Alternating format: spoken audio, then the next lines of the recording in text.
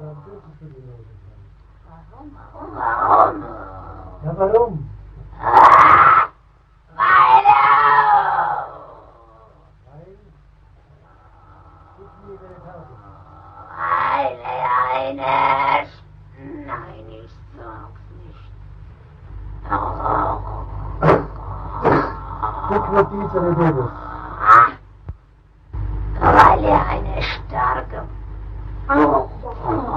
Halsmaul! Ja! Weil eine starke Waffe ist. Gegen Satan Ja! und alle Dämonen. Ja, gegen uns! Ich muss es dir sagen.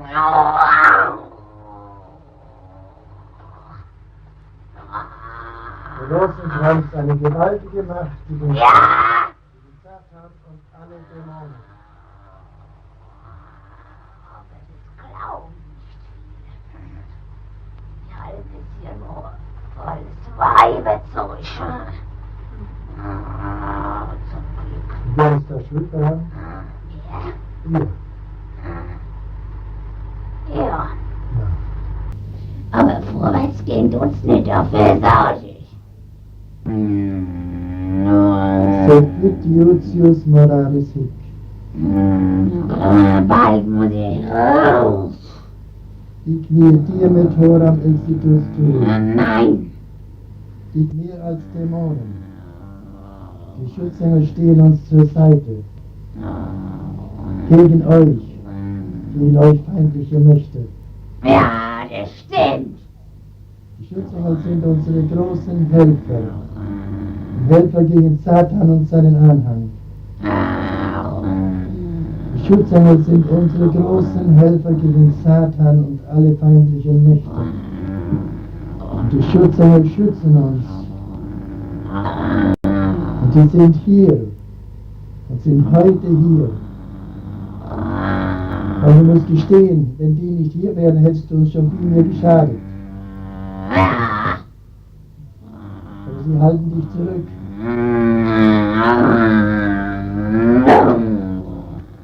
Du hast uns heute noch einiges zu sagen.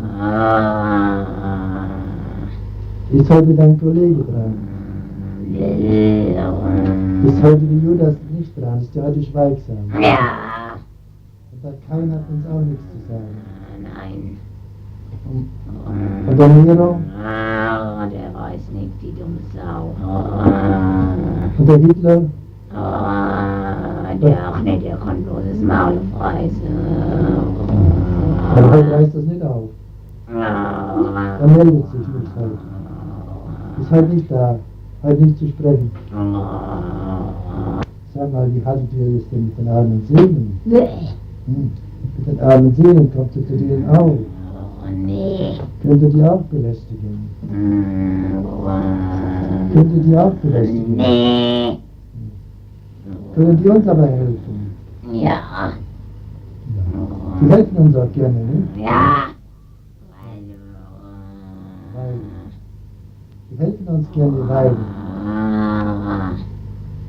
die armen Seelen helfen uns gerne, nicht? Ja. Weil sie selber so dreckig draus sind. Aber die haben wenigstens Aussicht. Ja. Die haben Hoffnung.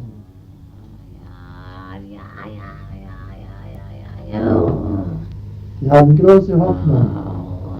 Die wissen, dass sie zu Gott kommen werden. Denn das Fegfeuer dauert nicht ewig.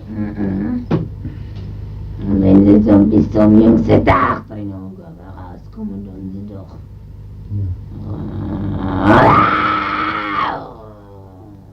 Gibt da Seele, die bis zum jüngsten Tag drin hocken. Ja. Dann bekommen wir schnell raus. Ja. Manche müssen lang drin bleiben. Was? Maul, sie soll ihr Maul an, ich will doch drüber nichts auch. Aber wenn du musst. Aber wenn die allerseligste Jungfrau dich zwingt, dann musst du es doch sagen. Ja? Aber warum tut es für die Rosenkreuz? Warum? Ja, warum? Weil Weil Ich lebe der Tafel. Nein, ich sag's nicht. Ich diese Bibel. Weil er eine starke... Halt's Maul! Ja! Weil er eine starke Waffe ist. Gegen Satan Ja! und alle Dämonen. Ja, gegen uns. Ich muss es jetzt sagen.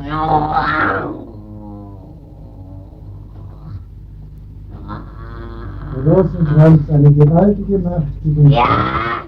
Satan und alle Dämonen. Aber das glauben nicht viele. Die halten es hier nur als Weibezeug. Zum Glück. Wer ist da schuld daran? Wer? Ihr. Ja. Ja. Im Namen Das ist die Abtreibung. des Sohnes und des Heiligen Geistes. Amen. Sage alles. Alles. Im Namen des Vaters und des Sohnes Was ist? und des Heiligen Geistes. Amen. Und zwar egal, ab welchem Monat abgetrieben wird. Vaters und des So. Sohnes und des Heiligen Geistes. Amen. Das wissen wir alle. Da ist noch nicht alles gesagt.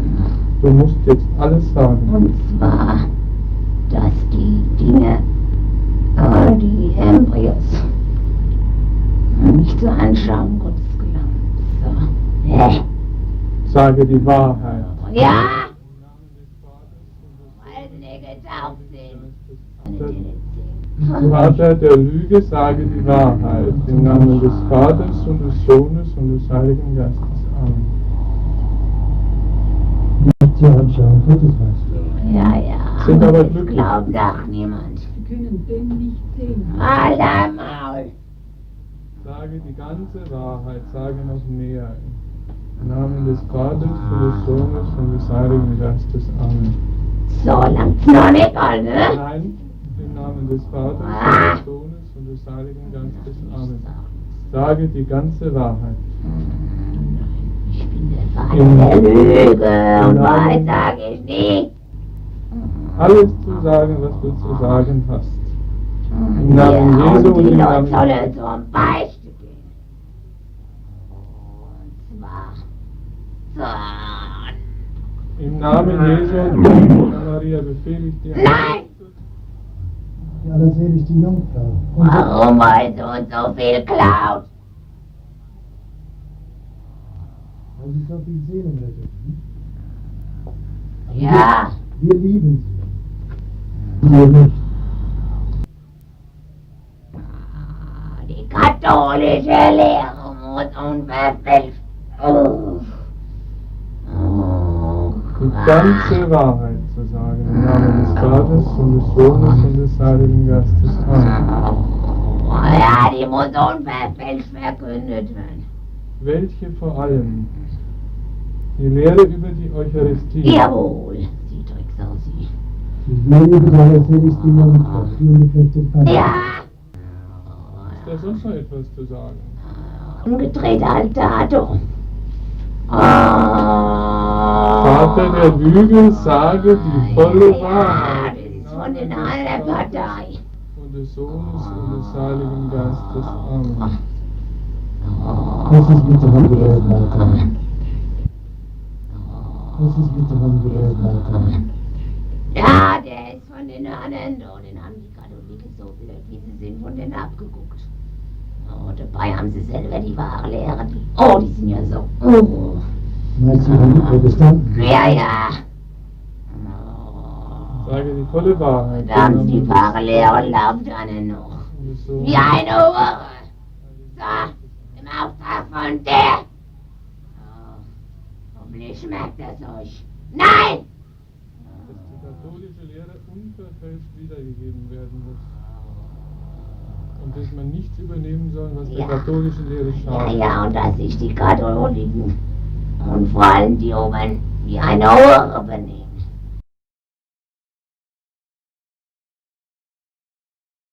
Hi, this is Brother Peter Diamond, and sometime back I read the book called The Exorcism of Anneliese Michel by Felicitas Goodman.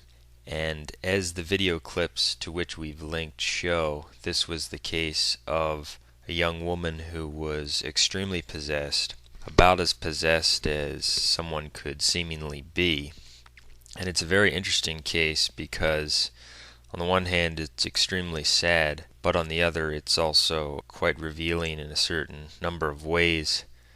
The case deals with a young girl who had been raised in a professing Catholic household, but around the years 14 or 15 years of age, she began having these problems with apparent demonic activity. From things that she said and later confided in people, it seems that her problems started around the same time she began maybe getting involved with young men. So it seems like this may have resulted from her having fallen into mortal sin in one of those situations. I'm going to read a few quotes from the biography of her life, which reveal the extent to which she was possessed. This is a quote from page 34 of the book I referred to. Quote, referring to when she was about to enter a Catholic shrine, it says, quote, she approached it with the greatest hesitation, then said that the soil burned like fire and she simply could not stand it. She then walked around the shrine in a wide arc and tried to approach it from the back. She looked at the people who were kneeling in the area surrounding the little garden, and it seemed to her that while praying they were gnashing their teeth. She got as far as the edge of the little garden, then she had to turn back. Coming from the front again, she had to avert her glance from the picture of Christ in the chapel. She made it several times to the garden, but could not get past it. She also noted that she could no longer look at medals or pictures of saints. They sparkled so intensely that she could not stand it. End quote. Here's another interesting quote from page 35. Quote, she spoke with a voice like a man's, made fun, so to speak, of the priest. She was simply not Anneliese anymore. She tore off a medal that Frau Hein was wearing, and she exuded a stench like Frau Hein had never smelled before, like fecal matter or something burning. Everyone in the bus could smell it. As Frau Hein told me, the other passengers in the bus were quite angry that a young girl would behave in that manner, talking very loudly and all that. It was something completely unbecoming under the circumstances.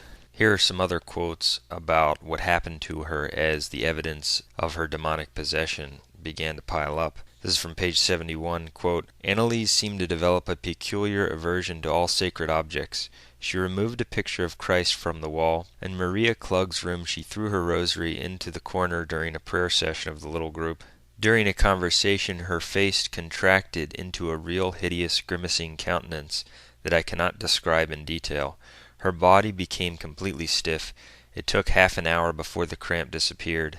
Now, what's particularly sad about this case is that as she started to recognize that her problems were demonically related, she approached the local priests, and this occurred in the 70s, late 60s and then into the 70s, so these were Novus Ordo priests, but they were a little bit more conservative, these particular priests, and generally speaking, the Vatican II apostasy hadn't been so thoroughly imbibed that there were no even remotely conservative priests left, even though anyone who's in the Novus Ordo is not truly conservative. And so she began to consult them about possibly getting an exorcism done, and they went to the bishop, and the bishop delayed and delayed and delayed, and it was just ridiculous how long he waited to give the permission to perform an exorcism. Here's a quote from page 66 of the book I've been quoting from, and this quote comes after Anneliese had exhibited many of the signs of demonic possession which we've covered and many others which I did not even read. Quote, Bishop Stangl was not convinced. He instructed Father Alt to continue observing the case, but he was not to recite the solemn prayer of exorcism over her. Anneliese may have foreseen that decision, because even before it came she decided to take matters into her own hands. She felt Father Alt was only half convinced that she needed priestly help. She knew that she needed more than she was getting now. And so I think that this is another example of how evil the Vatican II Church is and faithless it is, how you have a clear case of demonic activity going on where exorcism is needed and this girl wants it, and yet because they are faithless apostates, they delay and delay and delay and let evil prevail. So her problems just continued to get worse and worse. In the rooms where she stayed in her home, she spread a horrible dung-like stench. This is from page 77, quote, "Herr Michel received me and took me immediately to the living room. It was filled with a horrible stench of something burning and of dung that penetrated everything. Herr Michel expressly called my attention to it and told me that Anneliese had been in the room just before. In other rooms of the Michel home and on the outside I could detect no trace of the stench. She would remain immobile in certain places for periods of time, claiming that she wasn't able to move. She had trouble eating because she claimed that her will was impeded. So she was in consultation with a number of priests who, finally, as they saw more and more undeniable evidence, began to totally conclude that she was possessed and needed an exorcism. And so they began to become more and more persistent with the apostate bishop who had delayed in giving permission. From page 80 of this book we read, quote, "In the meantime Father Roth had reported on his experience with Anneliese to his friend Ernst Alt. Quote, 'Her parents beg me to see to it that she gets exorcised. They also wrote to our most reverend bishop about it. There is no longer any doubt in my mind that the girl is under the influence of demonic forces. Father Alt agreed.' It seemed to him that not only was Anneliese under the influence of demonic forces, but that indeed those forces were now living in her, using her body, thus meeting the condition of the Church, together with her aversion to the sacred symbols of the faith, for the recognition of true possession. He had been convinced of that earlier on the basis of the painful scene in Anneliese's room in the Ferdinandium, and had told Bishop Stangl on the phone at the time. But once more the bishop had counseled patience. He went to Würzburg to speak to Bishop Stangl personally, but the bishop was on vacation. So he wrote to the apostate bishop at his vacation address, and the bishop at last relented and gave oral permission for saying the exorcism over Anneliese, but only the small one. During the recitation of the small exorcism, Anneliese began to whimper and to moan, and she pleaded, 'Stop, it's burning.' When asked where, she answered, 'In my back, in my arms.' What was also striking on that day was that she tried to knock the book containing the exorcism prayer according to Pope Leo XIII out of Father Alt's hands. When we left the Michel home about 2 hours later, we were both convinced more than ever that we were dealing with a case of possession. After the exorcism, her problems did not go away. Anneliese's torment reached heights that no one could possibly have anticipated. Sleep was nearly impossible, allowing her at most 1 or 2 hours uneasy rest. She rushed through the house, up and down the steps, bucking like a billy goat. She knelt down, then got up, again with incredible speed until her knees swelled and were ulcerated. Her coarse, incessant screams, rising and falling like waves scudding against a rocky shore, echoed from the walls. Then a peak would come, she would tremble and twitch, and, as a consequence of the enormity of her agitation, she would lapse into complete catatonic-like rigidity, not moving arms or legs, and even the screams at last would cease for a while. Along with her excitation came muscle power that was close to superhuman. Peter saw her take an apple and effortlessly squeeze it with one hand so that the fragments exploded throughout the room. Fast as lightning, she grabbed Roswitha and threw her on the floor as if she were a rag doll. Her neck muscles tensing like bands of steel, she could not swallow any solid food and could take liquids only sometimes.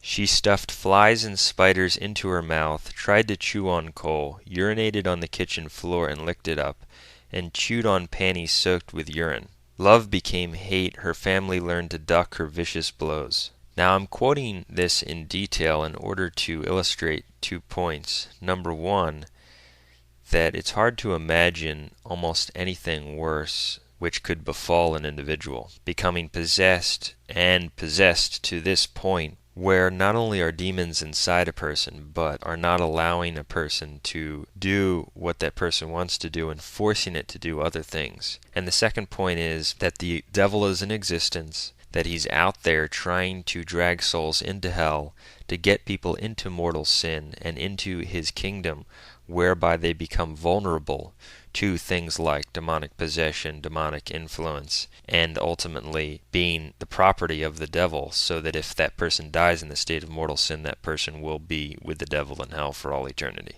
Here are some more quotes of some of the things that Anneliese did. It's from page 83. Quote, "She ripped holy pictures from the walls, dumped out water from San Damiano, tore rosaries apart, and yanked a medal from Tay Hines' neck, who had come by to see the action." So in September of 1975, the complete exorcisms began in earnest and continued and continued and continued with no resolution to the situation. The demons were not removed, but they did apparently reveal themselves and their names. During the exorcism, the priest asked, "How many of you are there?" And the names of 6 demons that were possessing her were given. The demons were Judas, Lucifer, Cain, Nero, Fleischmann, a fallen priest, and Hitler. These were supposedly the names of the demons that were possessing her. As far as where these demons were, Anneliese said that they were in her lower back. Quote, "She wants to bite right and left. She kicks toward me. Sometimes she simply hits toward the front. At first she sits on a chair, then on the couch. She is not allowed to remain lying down. Sometimes she does it but has to get up again right away. She complains that the devil sits in her lower back." So as the priest continued to spend long hours trying to exorcise these demons from Anneliese, they continued to fail again and again, and she continued to exhibit the same problems even after the exorcisms were over. And I believe that one of the reasons for this is that these priests were heretics. There's an interesting dynamic that goes on with exorcism, because we see in Matthew chapter 7 verses 21 to 23 that people can exorcise demons who are in fact insincere and or heretical. They can exorcise demons by the power of the name of Christ or by the power of the priesthood. Again, we see that in Matthew 7:21 to 23, where Jesus says to the people, "Have you not cast out devils in my name? Behold, on that day I will say, I never knew you." So there are people who will, by the power of his name or by the power of his priesthood, effectively exorcise demons, but who are not themselves good people or even in the state of grace. That's sort of like how the sacraments work ex opere operato, by the work that has been worked. In other words, a heretical priest can validly say Mass, a bad priest, by the power of the priesthood and the sacrament, can forgive one's sins. But also in exorcism, we see from the gospel that there is an element of the merit of the minister becoming involved. In Matthew 17:16 to 19, we read a case of another person who was possessed, and the apostles could not cast the devil out from the person. And Jesus says to them in verse 20, "But this kind is not cast out but by prayer and fasting." So from this verse in Matthew 17:20, we see that the faith and the merits and the holiness of the individual plays a part in how effective the exorcism is. So on one hand, the power of the priesthood and the power of the name of Christ can work, even if the person himself is a heretic or not a true believer or not truly holy. And on the other hand, we see in Matthew 17:20 that with certain cases of possession, the merit of the minister is necessary, the faith of the minister is necessary to cast the demon out. So I think that's why some exorcisms are successful, even by heretics who may be valid priests or may be using the name of Christ, and while others are not. As in this case, I believe that the reason that they had so much trouble expelling the demon is because that these were Novus Ordo priests who were, as this book reveals, wrapped up in a number of what I believe to be false apparitions. They were involved with this other woman's supposed revelations that was heavily involved in their attempts at exorcism. They seem to be wrapped up in some other false mysticism, even though in certain ways they were conservative. So I believe that's why they also failed. And what's interesting is that as the exorcisms went on, the demons started to speak things through Anneliese, claiming that she was chosen. She even actually appeared with the stigmata during one of the exorcisms. Obviously, this was a false stigmata in my view. And these heretical priests even began to believe the revelation she claimed to be giving. And one of the revelations was that she would eventually come out of this and get married. That never happened. One of the revelations was that the demons would be removed by a certain date, and that never happened. And so I think this is another example of how the faithlessness of the Novus Ordo fails people. Now, some may wonder, how did she get possessed? And the story in the book is that, based on what the devil said in the exorcism sessions, that an evil woman had cursed Anneliese before she was born, had cursed her mother's next child, apparently, and that's how she was possessed. Now, we posted in one of our e-exchanges that one of the common ways of possession is that people are cursed. You read that in a lot of cases, and we believe that that's true because just as there is a communion of saints, there's a communion of devils, so that as the saints in heaven you can invoke and they can assist you here on earth, those who are in mortal sin are under the sway of the demons. And so those evil people who ask for the demons' help to attack or curse those who are in the devil's kingdom by mortal sin can be cursed. I do not believe that even if one is cursed, he can fall under the power of that curse unless that person opens himself up to it through falling into mortal sin. So if we were to assume that this story is true, it would only be true if Anneliese had at some point fallen into mortal sin and therefore made herself vulnerable to such a curse. But whether or not one believes that this was the real reason she was possessed, that's what's claimed in the book based on what was revealed in the exorcisms. Another point I wanted to mention is that things got so bad for her that it was just truly awful. The demons would cause her to kneel on the floor and stand up, kneel on the floor and stand up over and over again. She would smash herself into walls over and over again. It was truly a nightmare, and her family was becoming totally distraught and almost ready to despair. And what's interesting is that some of that activity is similar to what's described again in Matthew chapter 17, verses 16 through 20, where it speaks of the person who had the devil, who would, quote, falleth often into the fire and often into the water, end quote. So he would harm himself. The demons would cause him to harm himself. And we saw the same thing in this modern case. The demons would also forbid her from eating, and eventually that was what caused her death. It was ruled a death by starvation. And so the sad end to this story is that she was not freed of the demonic possession, and she wound up dying by starvation. The priests who had been involved in the exorcisms, Fathers Alt and Rentz, were charged with wrongful death, but were sentenced only to a half a year's prison term. I obviously believe that that was an unjust ruling against the priests. It was heavily influenced by the faithless medical doctors who tried to persuade the jury that her problems were simply psychological problems and not demonic possession. But I do believe that their faithlessness as Novus Ordo priest failed her in this result, as well as her own probable involvement in these false apparitions and lack of true faith. It shows us again how those false conservatives who are wrapped up in some ways with the Vatican II apostasy or some other heresy, who think that they have a dedication to the Catholic faith, are actually, unfortunately, helpless against the forces of hell if they are without the faith, the Catholic faith, whole and undefiled. This story, again, is the story upon which the movie The Exorcism of Emily Rose was based, and in the movie they try to present Anneliese as one who was a saint, who was basically a victim of possession as a suffering soul, and I don't believe that to be the case at all, as I've explained in this little discussion. This story should remind us again of the malice of mortal sin and how everyone should do their utmost to avoid falling into it.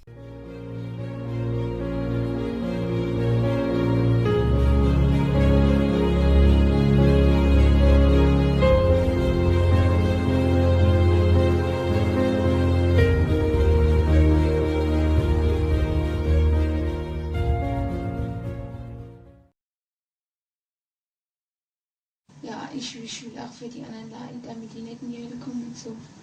Aber dass das dann so schlimm ist und so grausam und so furchtbar, nee.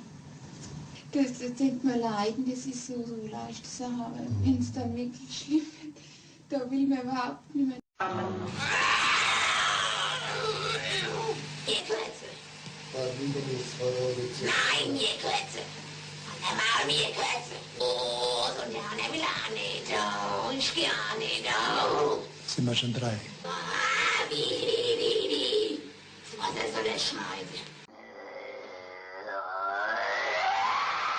Als Kind Gottes. Ich hab mein Maul erschlagen.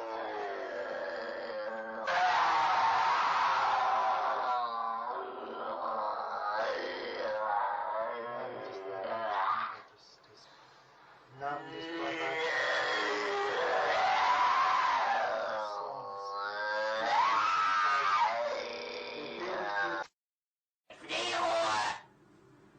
Ruhe gibt's nur da oben.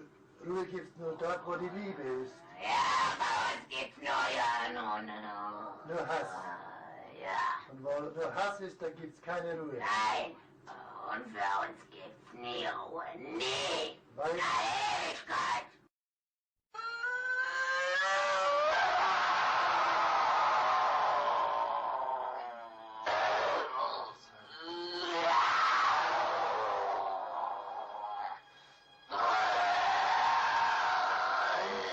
Und jetzt bin ich verdammt.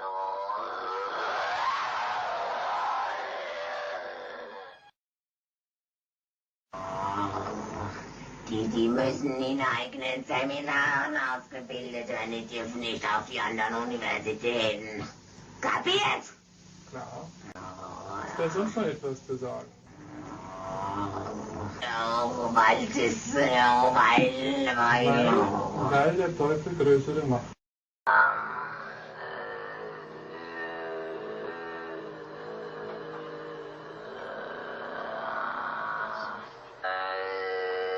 im Namen deines seligen Jungfrau, im Namen Jesu, befehle ich dir auszufahren.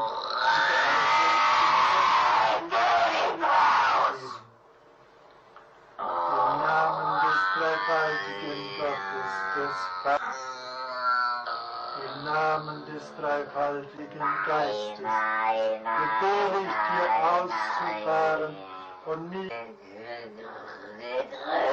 Weißt du, Maria?